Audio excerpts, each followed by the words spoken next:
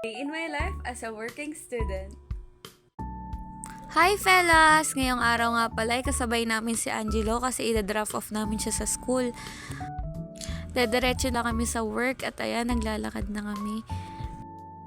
Bago nga pala pumasok ng boot ay kailangan nakapagpuyod na. Nga pala guys, ito nga pala ang unang araw ko na papasok ko sa trabaho at the same time papasok ako sa school mamaya. Ayan, naglalagay na ako ng hairnet.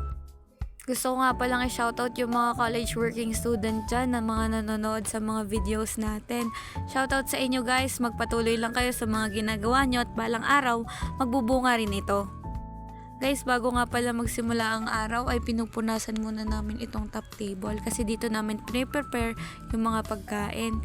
Tsaka nga pala guys, nag-refill na ako ng mga kailangang i-refill kasi mamaya marami ng bata ang bibili sa amin.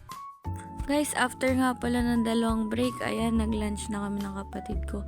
Nagbaon kami ng pancake, tsaka syempre, hindi mawawala sa pagkain namin yung cheese at kape.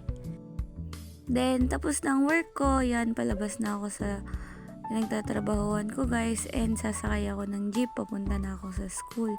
Pero, dodaan muna ako sa dorm para makapagbihis. Unang araw ko nga din pala makikilala tong mga bago kong classmates. Shoutout sa inyo guys! Hi guys! So ayun, pauwi na ako. Walang klase ang first day. So ayan guys, nakauwi na ako sa dorm at mamaya magbibihis na ako. Thank you for watching guys! Piliin nyo palaging ngumiti at huwag magpakalunod. Bye!